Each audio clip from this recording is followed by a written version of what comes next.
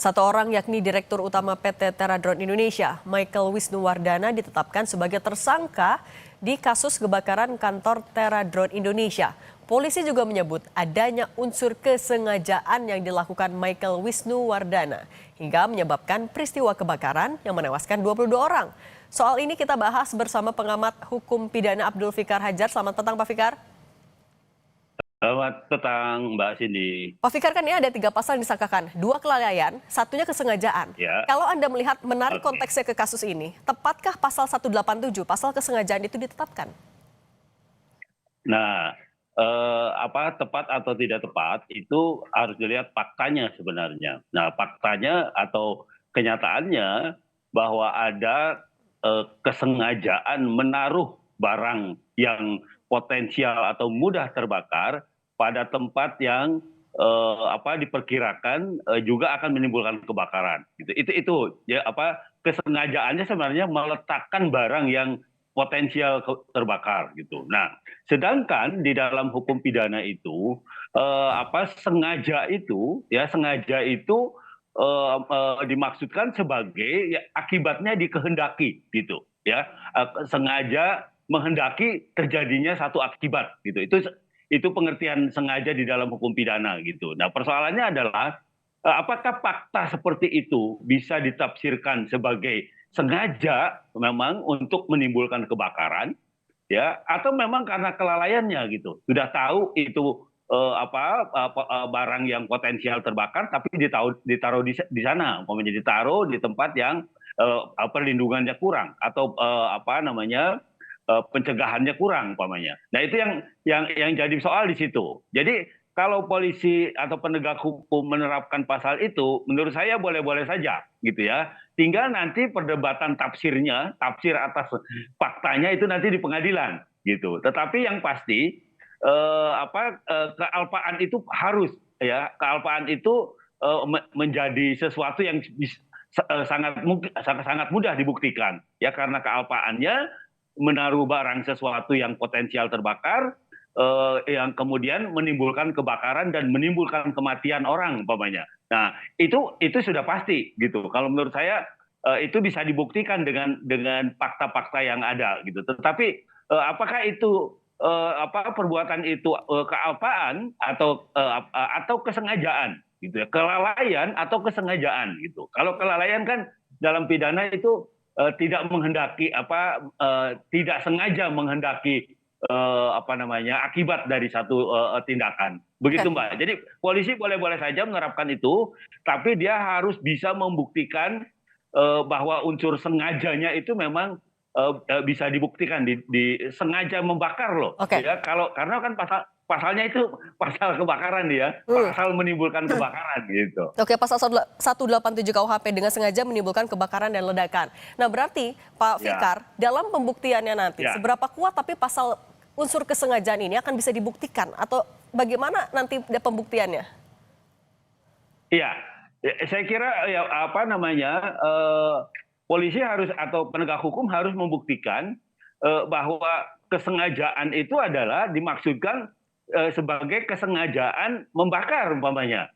Nah, umpamanya ada motif, ternyata umpamanya fakta lain, umpamanya motif asuransi umpamanya. Ya, ini umpama ya. Umpamanya ada motif asuransi. Nah, itu bisa tuh dihubungkan gitu ya, bahwa ada kesengajaan membakar supaya mendapat asuransi yang besar umpamanya. Nah, itu kalau itu agak mudah gitu. Artinya memang logik gitu ya. Tetapi kalau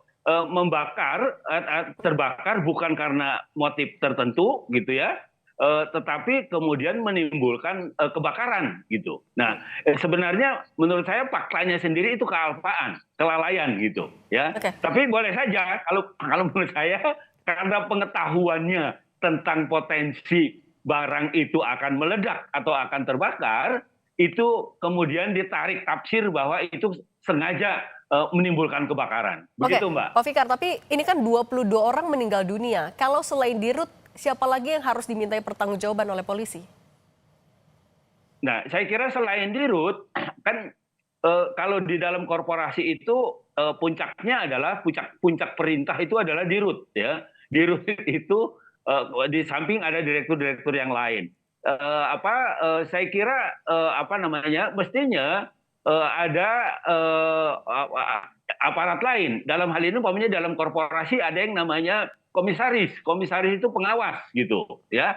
Tetapi pengawas di dalam satu korporasi itu dalam pengertian mengawasi jalannya usaha gitu ya, mengawasi jalannya usaha. Tapi bagaimana usaha itu dilaksanakan, praktek usahanya diusahakan, itu bukan urusan komisaris gitu. Nah, agak sulit memang. Ya, jadi mencari pihak lain yang memang bertanggung jawab. Kalau kita tarik umpamanya pegawai yang sengaja menempatkan itu juga agak susah karena dia di bawah perintah. Ya, kalau tidak diperintahkan dia letakkan di situ, dia tidak akan meletakkan barang itu di tempat yang mudah terbakar. Kalau pemilik gedung gimana Pak Fikar? Nah, pemilik gedung kalau gedung itu disewa gitu ya, dia juga bisa bisa mengelak gitu. Dalam pengertian dia bisa mengelak kalau kemudian dia mengerti yang ditaruh di gedung itu adalah alat-alat yang potensial terbakar dan kemudian dia sudah memperingatkan, Pak jangan meletakkan barang-barang itu sembarangan umpamanya di gedung itu gitu ya. Karena itu mudah terbakar umpamanya. Kalau dia sudah menyatakan itu pemilik gedungnya, maka dia sebenarnya sudah terbebas dari sangkaan bahwa dia ikut juga dalam peristiwa itu. Nah, tetapi kalau dia tidak tahu ya bahkan dia pemilik gedung kan biasanya kalau udah sewa ya dilepas saja kan urusan bahwa penyewa gedung itu mau menampung barang apa di dalam gedung yang disewa itu bukan urusannya pemilik gedung, biasanya kan seperti itu. Jadi agak sulit ya menempatkan pemilik gedung. Begitu, Mbak. Pak Fikar, kalau gitu juga untuk semakin melengkapi konstruksi perkara, membuka kemungkinan pihak lain untuk bertanggung jawab. Siapa lagi yang harus diperiksa polisi? Ya, saya kira semua orang yang berkaitan dengan usaha itu, gitu ya. Di samping direktur utama pasti juga ada manajer umpamanya atau pimpinan pelaksanaan usaha yang langsung gitu ya. Salah satunya manajer ya.